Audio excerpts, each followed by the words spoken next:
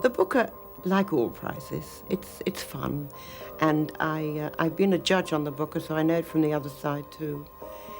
And I've been shortlisted, so I know the shortlist syndrome too, as well as the winner. And I'm all for the prize, and I don't care how much razzmatazz attends it. It's good because it makes people buy books, and anything that turns people onto books is good for me.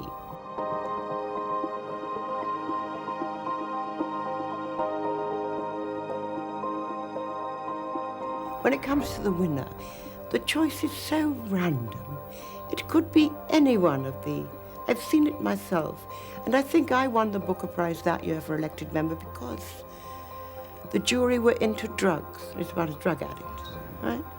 And the jury are into something one year, and the book that answers to that into is the book that wins. It doesn't mean that it's the best book of the year. There's no such thing as the best novel of the year, any more than there's the most beautiful woman in the world in Miss World. It's very random. And I think I was aware of that when I won it. I was very happy to have won it, and that's it.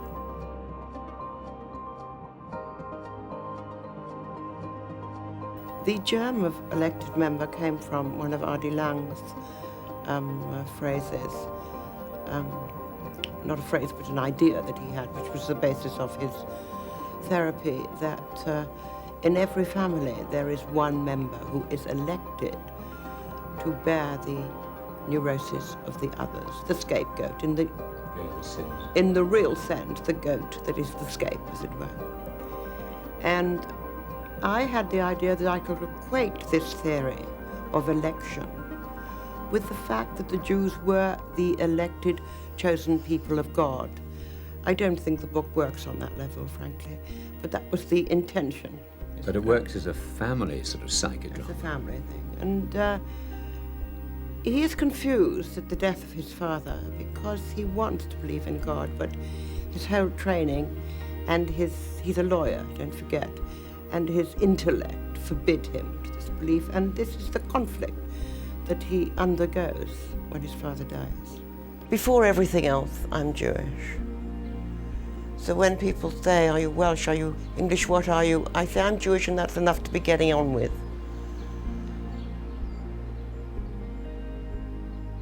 All books are in some sense autobiographical because, I mean, what else is there to write about? I suppose I'm dressing my own life in different clothes. I'm a mess. I'm an amalgam of flip sides, of comedy and despair, arrogance and humility. This is all good for writing, you know. Bernice, when did you get an urge to start writing? Basically, I didn't have enough to do. So I thought I'd have a go. I was very lucky. I want to stress luck. I really want to stress luck because I wrote this first novel of mine. First draft, finish. They're all first drafts. I don't rewrite, maybe I should. And it was published straight away, no problems. Now, I don't know, I stress luck because I don't know whether I would have continued writing if I hadn't done well on the first book. Mm-hmm. And that's terribly important. I think a real writer would have. But I was just lucky, so I went on with the second and then the third, and so on. And it built itself like that. I think it's a pity that people are inhibited from writing, because even if you don't write well, the act of transferring one's ideas to paper is such a pleasurable one. And who knows, you don't have to publish, but you can read amongst yourselves, you can read to your friends, and it's a wonderful way. It's as good as community singing, which we don't do anymore, alas. I think writers, novelists especially, are very much to blame for promoting their work to some mythological status. A sort of mystique of being a writer. Yes, it is rubbish. It's a job like anything else. But you sit down, and the secret is you stay sitting.